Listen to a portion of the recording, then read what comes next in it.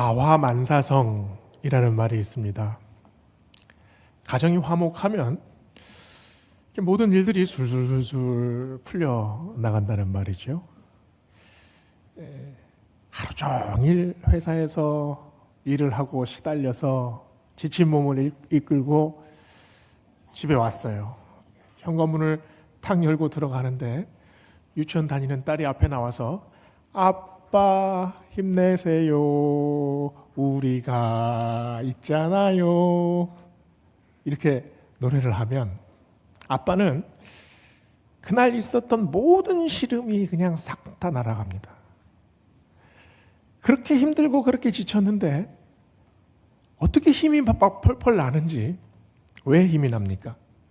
가족이 있기 때문에 힘이 나기도 해요. 그런데 가족을 위해서 막 더 힘을 내지 않습니까? 아무리 줘도 아깝지 않고 또 아무리 희생해도 아프지 않은 것, 바로 가족이지 않습니까? 왜 그렇습니까? 이 가족 안에 말로는 표현이 안 되는 아주 신비한 힘이 있기 때문입니다. 가족 안에, 이 다이나믹 안에 우리가 잘 느끼지도 못하지만 그 안에 우리를 일으키는 뭔가 강력한 힘이 있기 때문이죠. 아끼고 보살피고 또 이야기를 들어주고 아침에 김치찌개 보글보글 끓여주는 일, 또 이부자리 이렇게 보살펴주는 일, 너무 작고 사소한 일입니다. 그러나 그 작은 일들을 통해서 우리의 마음이 새롭게 자라나지 않습니까? 그래서 영화에 이런 대사들이 자주 나와요. 가족은 건드리지 마라. 왜 그랬습니까? 가족이 마지막 보루이기 때문이죠. 가족 앞에서는 어떤 논리나 합리성 이런 것들이 무색해집니다. 아무리 약한 가족들이라도 위기 앞에서는 탁 뭉치게 되죠. 그리고 아무리 불안해도 서로를 믿어줍니다. 가족 안에 아낌없는 사랑을 베푸려고 하죠. 가족 그 안에서 우리는 숨을 쉽니다. 숨을 쉰다라는 말은 숨과 또 쉼, 이 두 가지 말이 합쳐 있는 것 같아요. 숨을 들이키기 위해서 우리는 몸과 마음을 이렇게 좀 내려놓는 쉼이 필요하죠. 그런 쉬는 시간을 통해서 우리는 또 살 수 있는 우리의 정신의 에너지, 산소를 이렇게 흡입합니다. 그래서 가정은 쉼터이기도 하고 또 동시에 숨터이기도 합니다. 울적한 마음을 이렇게 내려놓을 수 있는 것, 의지할 수 있는 것, 답답한 마음을 이렇게 등뜨려주는 그 위로를 받을 수 있는 것, 마음의 상처가 싸매어지는 것. 그래서 진정으로 우리가 숨을 자유롭게 쉬고 내쉴 수 있는 바로 그런 공간이 가정 아닙니까? 그러나 어떤 분들은 이런 가정이 굉장히 외로운 곳이다 이렇게 말하는 분들도 있습니다. 함께 있어도 전혀 지지받지 못하고 또 공감받지 못한다고 말을 하기도 합니다. 오히려 더 외롭다. 같이 있는데 전혀 같이 있는 것 같지 않다는 말이죠. 또 어떤 분들은 가정은 감옥 같아요. 이렇게 말하는 분도 있습니다. 아주 강압적인 아버지 밑에서 힘들게 살아왔던 자녀들은 어떻게든 대학만 가면 이 가정에서 빨리 탈출해야겠다 이 생각을 하기도 합니다.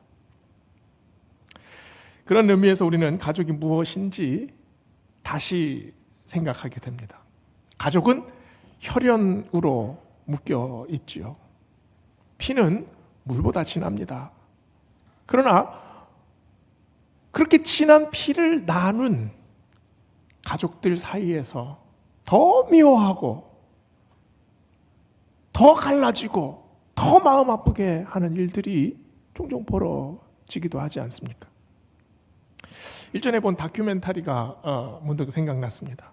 전남 장성에 이 80대 중반의 할머니 그리고 70대 중반 할머니, 이 두 할머니가 살아가는 모습을 보여줬는데 이 두 분이 아주 절친입니다. 나이는 10살 차이가 나요. 그런데 이 두 분이 장 보러 같이 다닙니다. 그리고 매일 아침에 같이 식사를 해요. 그리고 아프면 손잡고 같이 병원 가고 또 집안 청소도 같이 이렇게 해요. 그래서 그 장면에 이렇게 이 할머니 둘이 그 안방에서 이렇게 두런두런 얘기를 하면서 깔깔깔깔 웃으면서 이제 인터뷰를 하는 장면이 나오는데 그런 얘기를 하세요. 뭐 가족이 뭐 별건가? 같이 먹고, 같이 자고, 같이 울고, 그럼 그게 가족이지. 너무 맞는 말 아닙니까? 같이 우는 일, 그리고 같이 웃는 일. 그 사소한 일들 하나하나 같이 하는 게 그게 가족이지요. 오늘 말씀해 보면 예수님께서 커다란 집에 사람들을 모아놓고 설교 말씀을 하고 계셨습니다. 그곳에 나사렛에서부터 동생들을 데리고 그 육신의 어머니 마리아가 예수님을 찾아오셨어요. 아마 마리아는 나사렛에서부터 이 동생들을 막 재촉했을 겁니다. 빨리 가자. 왜 이렇게 늦냐? 왜냐하면 예수님께서 공생애를 시작하시면서 얼굴을 제대로 본 적이 없어요. 이 어머니 마리아가 예수님의 손을 한번 꼭 붙잡고 싶지 않았겠습니까? 근데 오늘 말씀에 보면 집 안에 사람들이 너무 많아요. 집 안에 들어가지 못하고 집 밖에서 이렇게 서성거리는 모습이 나옵니다. 46절에 보면 어머니와 동생들이 예수께 말하려고 밖에 섰더니 라고 말을 합니다. 이 모습을 보고 한 사람이 예수님에게 전하지 않습니까? 예수님, 지금 어머니께서 밖에 와 계십니다. 동생들도 같이 와 있어요. 그러자 예수님께서 뭐라고 말씀하십니까? 아주 매몰찬 말씀을 하고 계세요. 누가 내 어머니이며 내 동생들이냐 하시고 손을 내밀어 제자들을 가리켜 이르시되 나의 어머니와 나의 동생들을 보라. 이 말씀을 마리아가 들었다면 어땠을까요? 굉장히 슬펐을 겁니다. 마리아는 천사로부터 이 예수님을 잉태했을 때 얼마나 마음이 조마조마했습니까?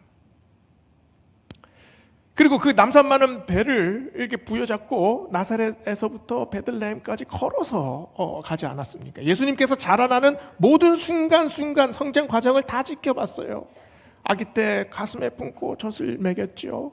그리고 아장아장 걷는 그 모습을 보고 얼마나 기뻐했습니까? 예수님 사춘기 때 아주 불안불안한 마음으로 예수님을 바라보셨을 거예요.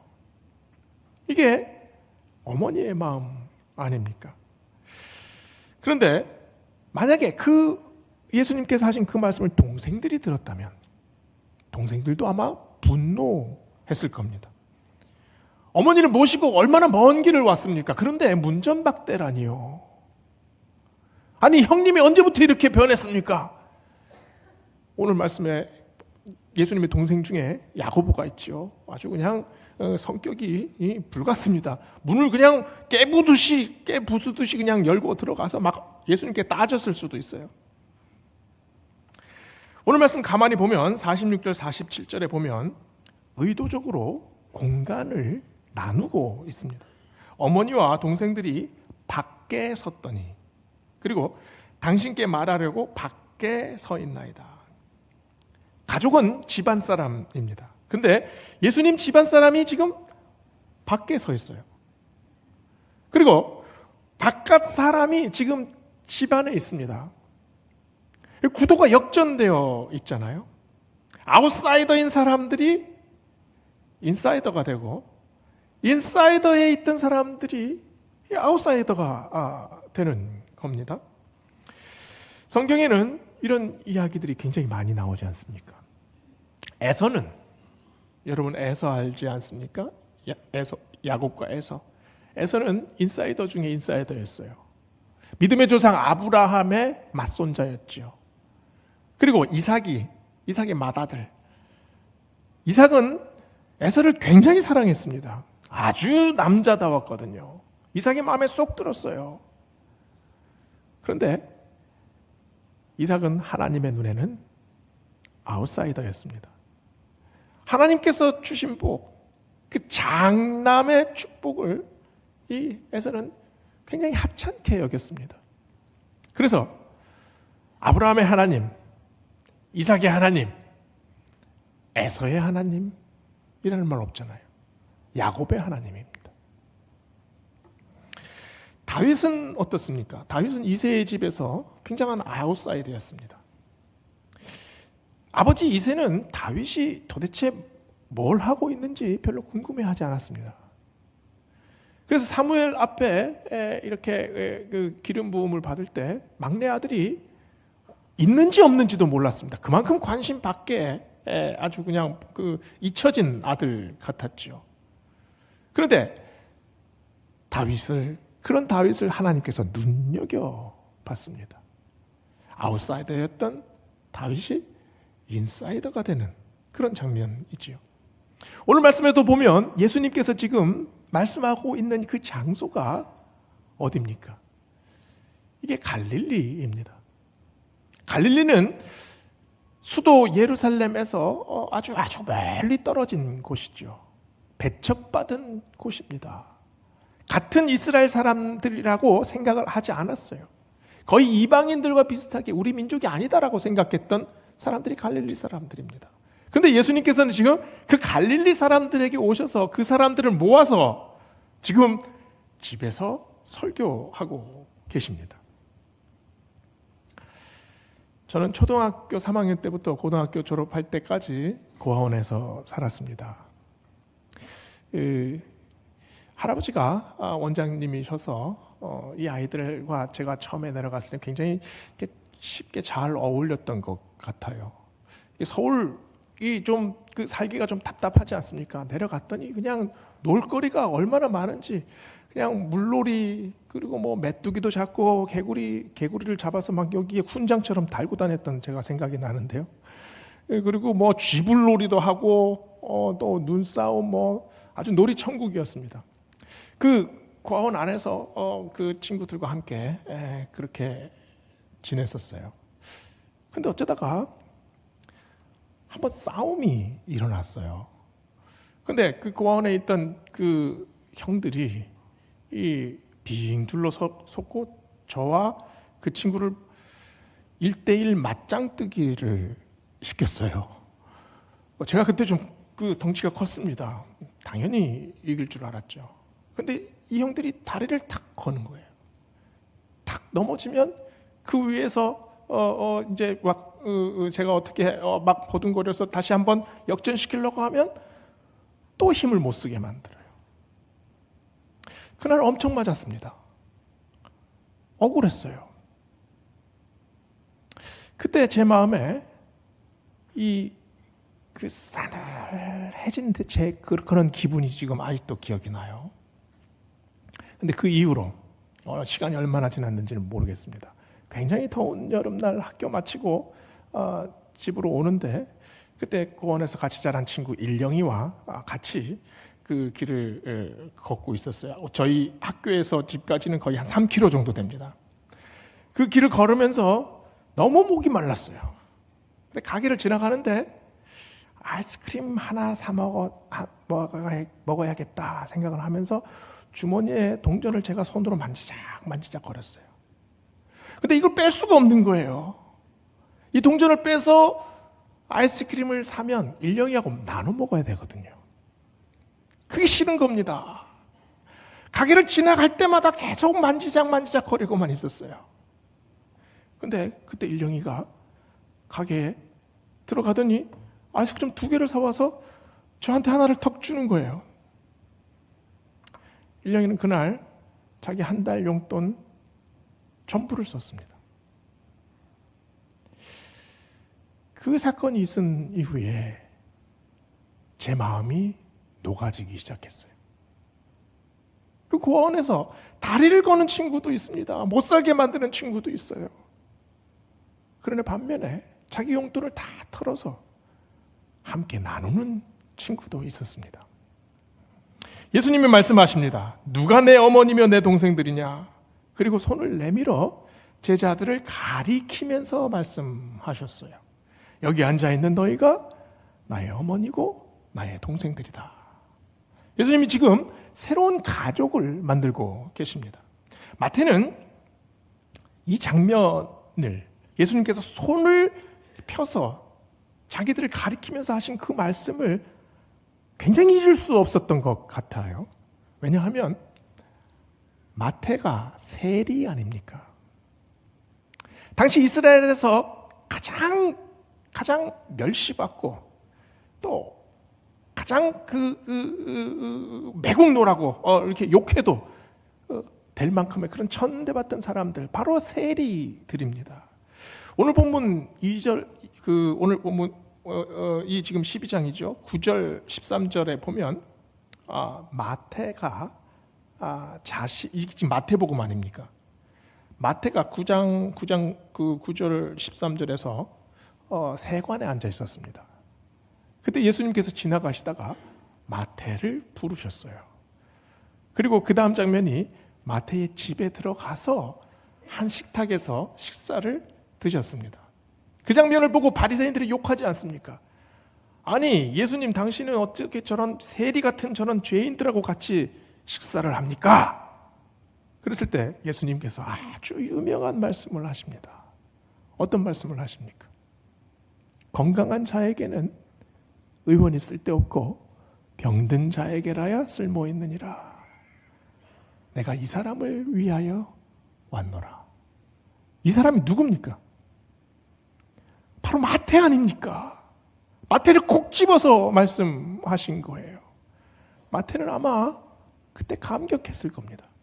마태복음을 가만히 보면은요, 지금 이 가족이라고 말씀하신 것, 그걸 계속 강조하면서 나오고 있어요. 이 13장 54절에 보면은요, 예수님께서 고향 사람들에게 배척당하시는 모습이 나와요. 예수님께서 다른 곳도 아니고 나사렛 고향에 가셨어요.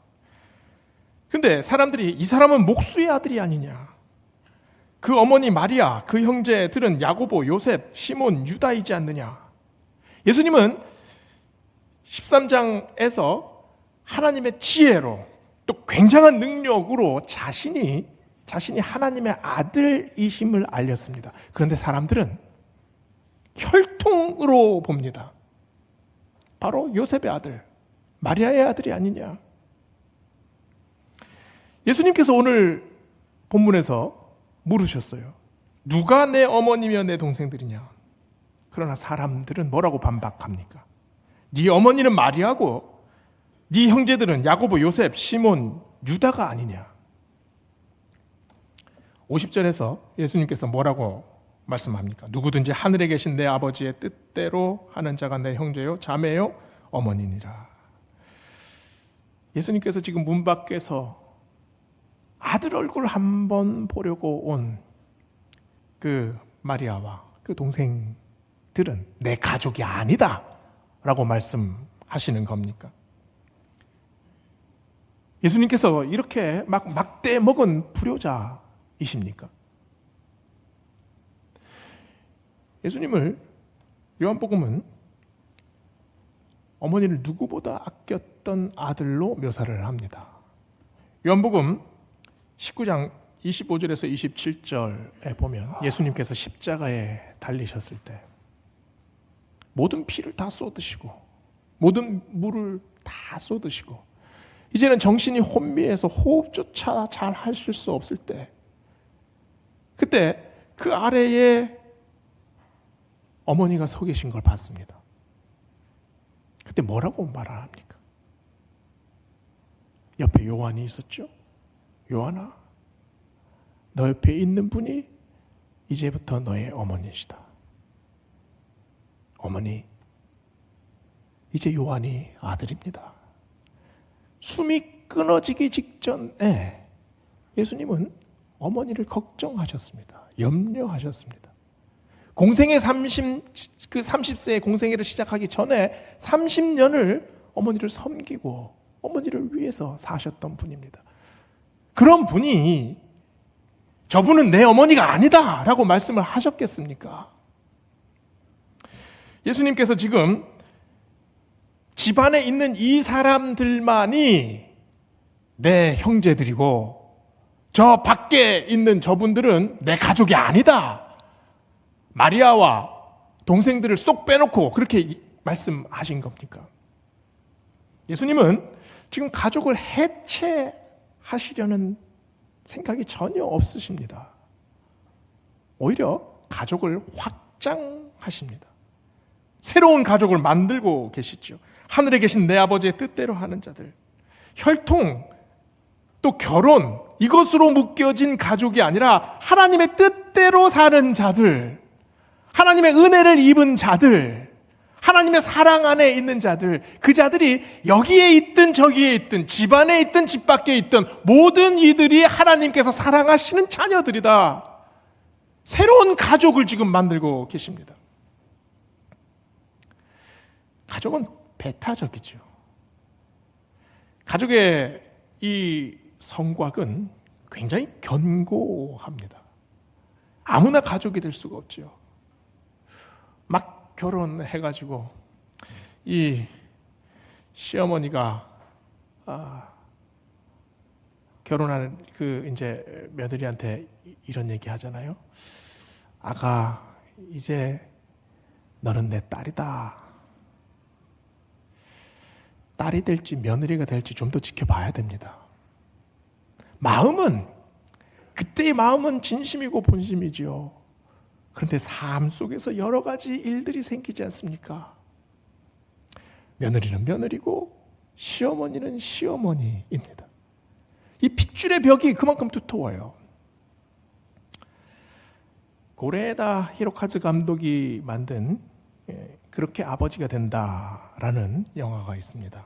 이 영화의 구도는 굉장히 단순해요. 출산 직후에 이 아들이 병원에서 뒤바뀌었습니다. 아버지 료타는 대기업의 간부이고 아주 성공한 직장인입니다. 그래서 그 아들 케이타를 피아니스트로 만들려고 아주 엄격한 그 교육을 시켜요. 그러면서 좀 유약한 면이 있어도 참 차분하고 또 그 성실한 면이 정말 나를 꼭 빼닮았다 이런 생각을 하고 살아갑니다. 그런데 자기 아들이 아니랍니다. 그때부터 아버지의 눈이 달라져요. 모든 걸 자기 닮았다고 생각했는데 이제는 자기하고 닮은 구석이 하나도 없는 것 같이 느껴지는 겁니다. 1년 정도 적응 기간을 서로 두자고 얘기를 해서 이제 두 가정이 합의를 해서 그 아이들을 친부모에게 이제 보내기로 합니다. 그때 아버지 료타가 그 7살 난 아들 케이타를 자기 방에 불러서 얘기를 합니다. 이제 그 집에 가서 살아야 된다. 그 집 아버지가 너를 더 사랑해. 잘할 수 있겠지? 7살 난 아이가 이 말이 무슨 의미인지를 알았을까요? 갑자기 자기 아빠가 이제는 아빠가 아니랍니다. 그리고 그 집이 우리 집이 아니라는 거예요. 눈물을 꾹꾹 참고 아이는 내색도 않고 하루 종일 그 집에서 이제 버티기 시작을 해요. 아버지 료타는 가족은 혈연이다 라는 생각이 아주 묶여 있습니다. 내 핏줄을 가지지 않는 아들은 내 아들이 아니라는 거죠. 그러나 그 기간 동안에 쌓여왔던 아주 애틋한 기억과 그 사랑, 그걸 바로 단칼에 끊어낼 수 있습니까? 어른들은 끊어낼 수 있습니다. 그러나 아이는 끊어내지 못해요. 영화 결말 부분에 이 아버지 료타가 결국은 그 아들을 다시 데려오려고 갑니다. 근데 그 아버지의 얼굴을 본 케이타가 갑자기 도망을 가요. 도망가는 아들을 따라서 아버지도 같이 갑니다. 이게 구도상 그 두 갈래 길이 나오는데요. 이 아들은 이 아랫길로 이렇게 걸어가고 아버지는 조금 위에 언덕길로 이렇게 걸어가요. 걸어가면서 아버지가 그 케이타를 계속 바라봅니다. 케이타가 걸어가면서 눈물을 흘려요. 그러면서 말을 해요.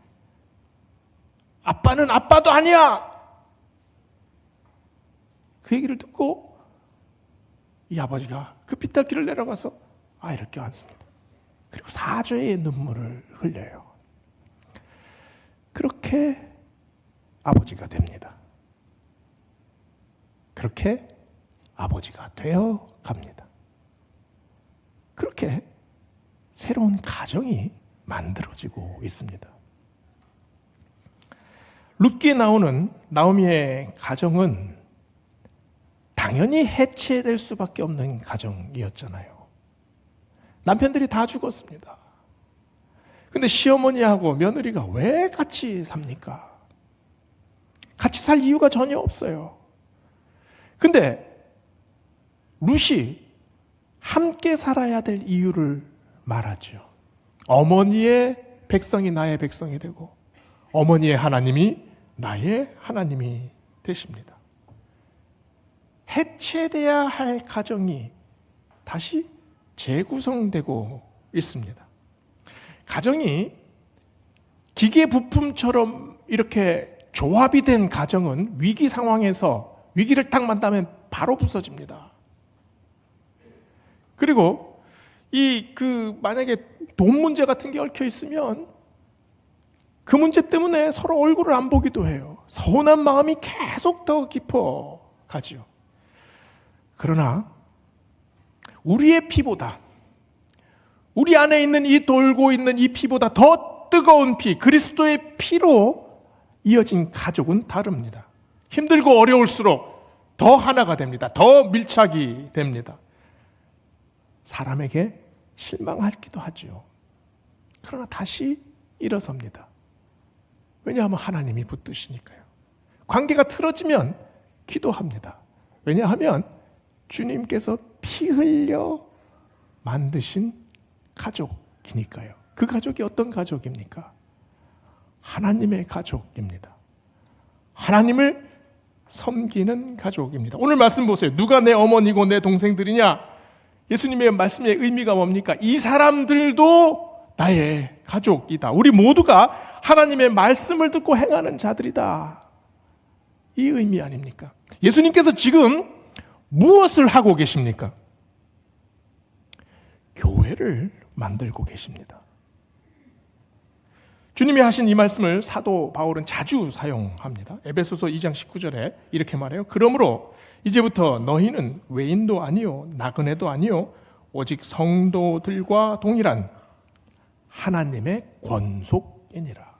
하나님의 권속. 굉장히 어려운 말이죠. 권속. 오이코스 오이라는 단어입니다. 근데 오이코스가 집이라는 말이에요.